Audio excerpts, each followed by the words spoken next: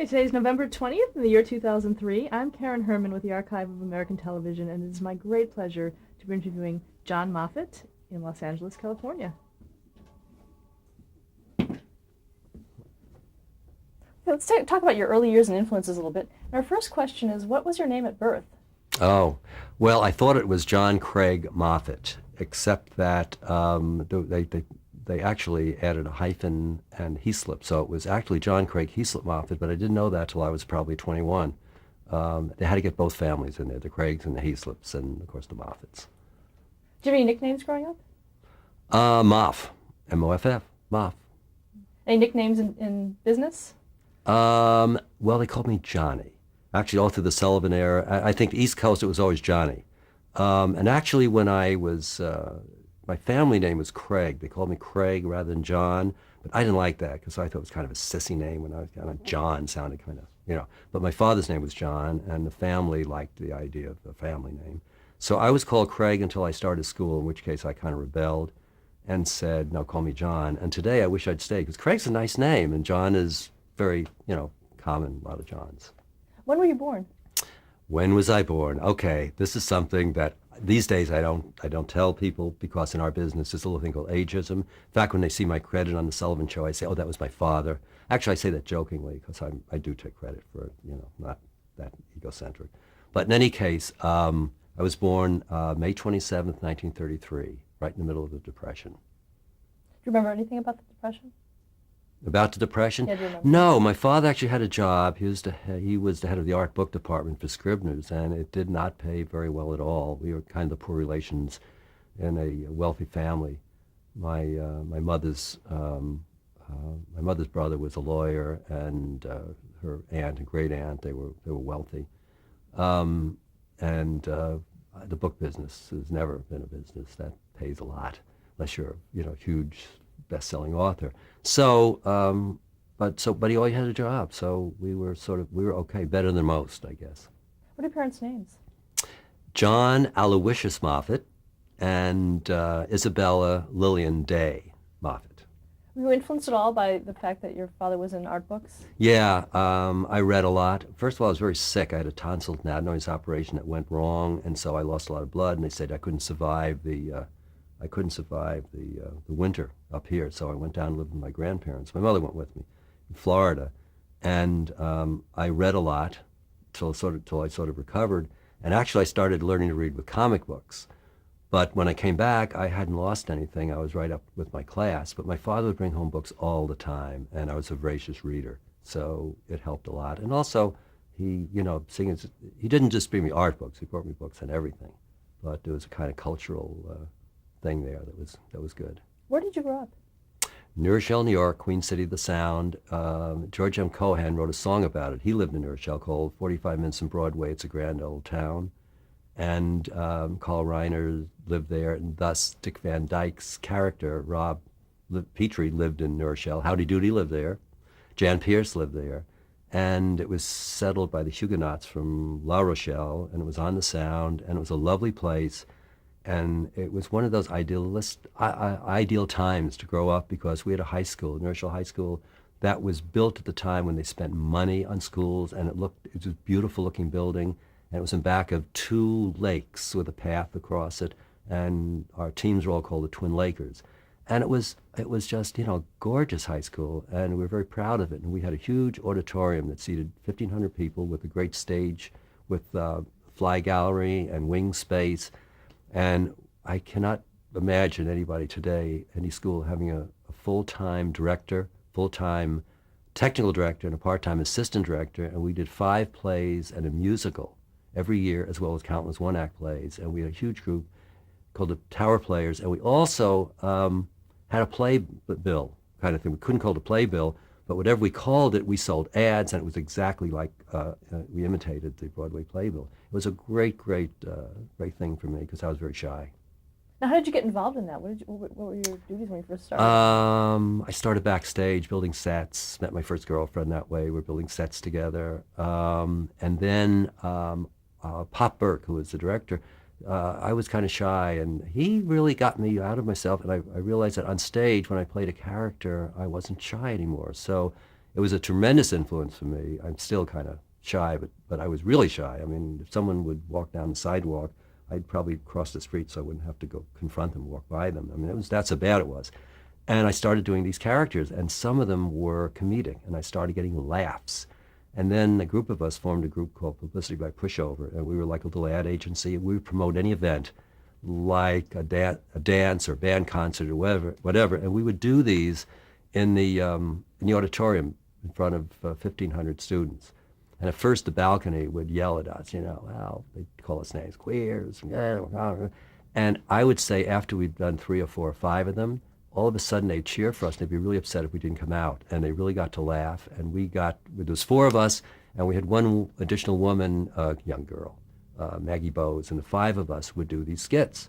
And we'd write them and stage them and prop them and sometimes do sets for them.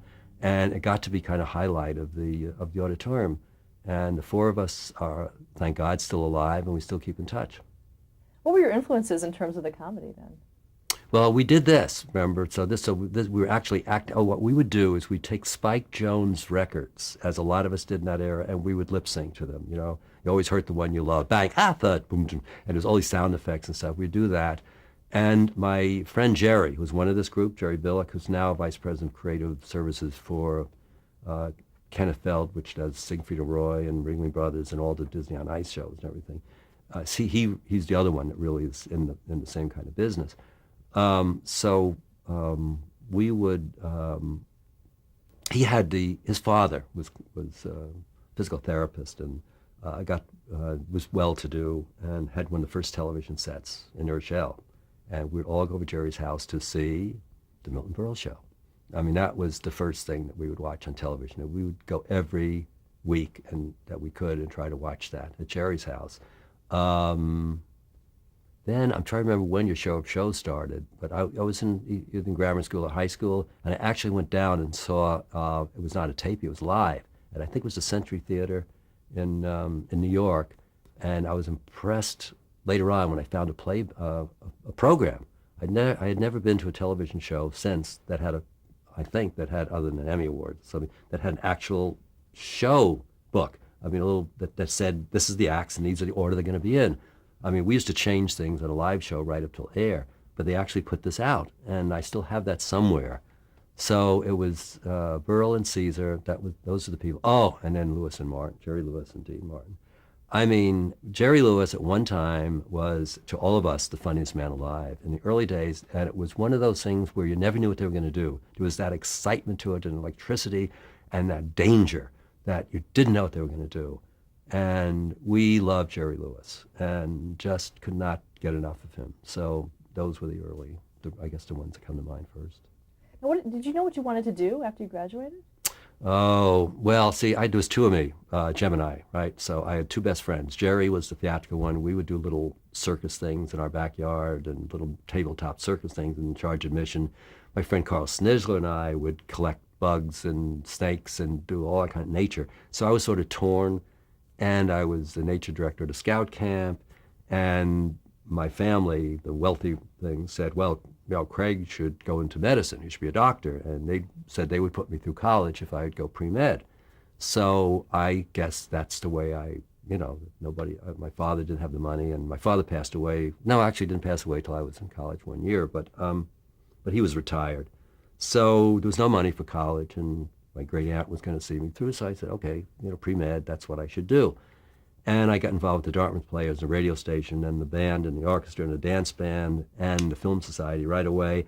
And after a year and a half, I dropped that major, or a year, I guess it was a year. I just said, I don't want pre-med, I really want to go into something, in the way of entertainment. And then I dropped my major, and my great aunt dropped me, and I had no money. And my uncle, thank God, went to Dartmouth. I went to Dartmouth and actually convinced them that they should give me student loans to keep me in there and give me a small scholarship. And of course, I then got, I think, 3 or 4 jobs. I worked in a library. I worked as a dishwasher and then as a waiter. I cleaned basements and attics, and I was in a band. I was in a band for 4 years. We played all around the Northeast. And then by my junior year, I got a really major scholarship, which really helped. What did that do in terms of your studies? Did you Um, finish school? I dropped that major, English drama, and they had they had a very active theater group. And when I was in high school, I actually started acting, as I said. So also in college, I was also acting, and my whole thing was character acting. I mean, I was never leading man, but again, it was sort of great for me to bury myself in a character, and especially when it was a comedy, and I found I could get laughs. So I really liked that. That was kind of fun, and I thought maybe that's something I wanted to do. Is that something you pursued after college? Well, during college, we had an Ivy League network of radio stations, and I was very involved with that. I'm the directorate of it. I had my own show, and there was an Ivy League radio commercial writing contest, and I wrote it and during the Film Society, where I also wrote notes. By the way, I was sitting with the little typewriter, and I wrote this little commercial for Lee hats, which was what we had to do, and I won one of the second prizes, and the winners went to New York at their expense, Lee hats, and we spent a day at Gray Advertising, where nobody's wearing hats in those days, and they're trying to get the college kids to get into hat wearing again.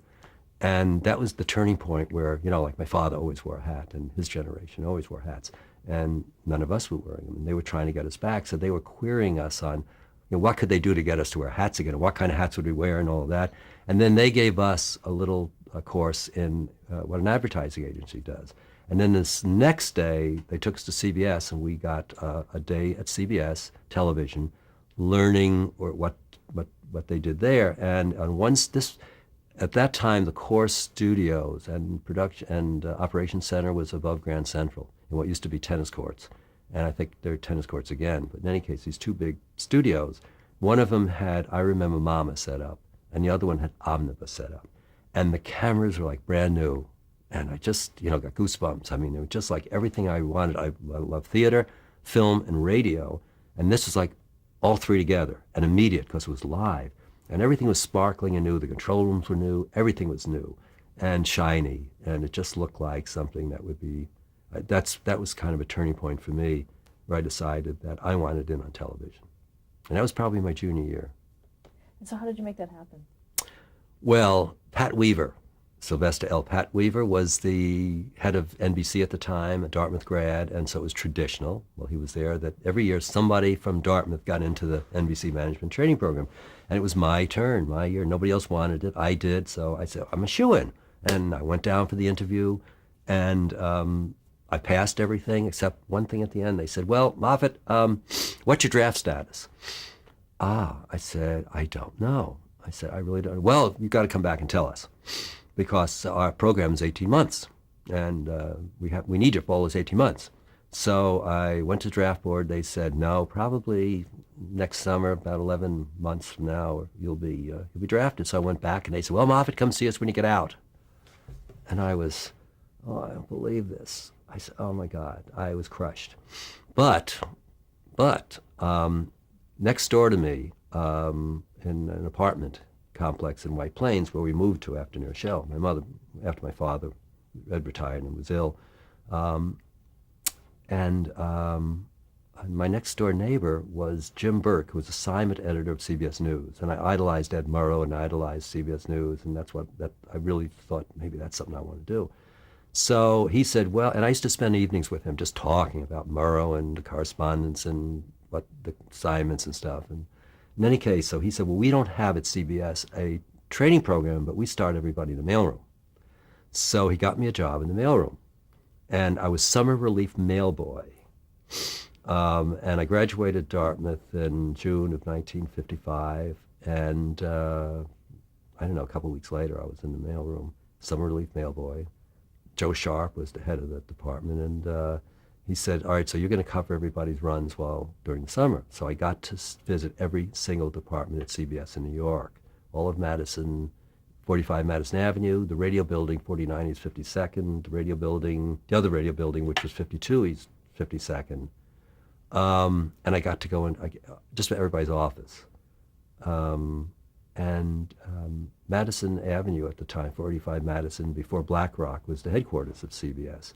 And you'd walk in the front door, and there's these elevator banks, And outside of each elevator bank were these guys with white gloves, and they were professional elevator operators, and they're all like sharp.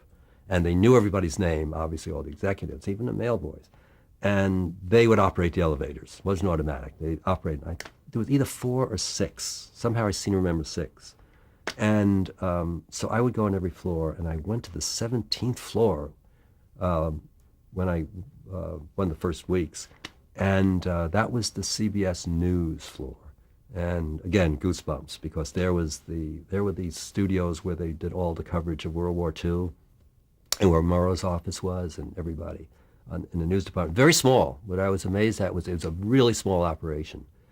And then in my off hours, because there was no reason to go there, but I heard that the radio studios were above that on the 20, 21st, 22nd floor up there. So I take the elevator up there, and they let me off. They weren't locked or anything. And I walked through, and I think the color was CBS blue, a certain color blue that was like famous, that CBS was famous for. It was in the movie My Favorite Year that they reproduced all of that.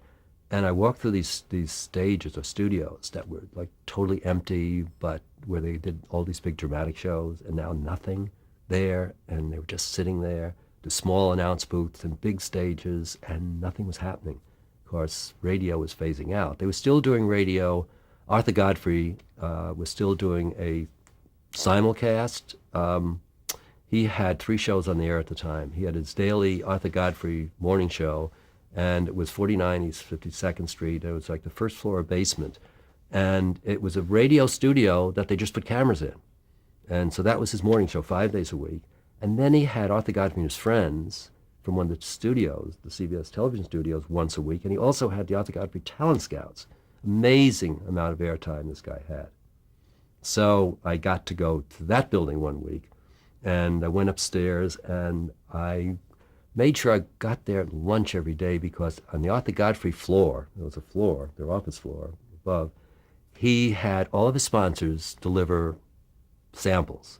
So every one of the sponsors had food out there. And so I would try to hit lunch every time there. It was a really, and I used to got to go to Columbia Island. Actually, the transmitter was on an island off New Rochelle, strangely enough. And they had a little ferry boat, a little taxi that would take you out there when I had to deliver something, hand deliver something to them. And then the Broadcast Center, which was an old converted milk bottling plant on the west side, 524 West 57th Street, right near the boats. So I can ramble on, but do we change the subject? Did you get to meet any of your idols at that time? Well, I met Murrow at a summer camp. I went to a scout camp for many years, and then I became the nature director. So I was on staff, and it was Wingdale, New York, and near Pauling, New York. And so we would go and see Lowell Thomas at his farm doing his radio show as a special treat for the staff. And then Murrow came over one year, and he actually did a talk, an evening talk to all the scouts about news and coverage and all that. It was wonderful.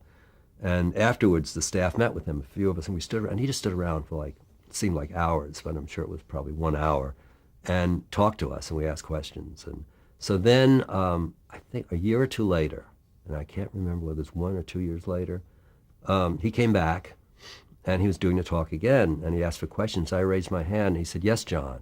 He remembered my name, and I think he'd been to Korea since then. I think that was, not sure, I think that was his, he did Christmas in Korea.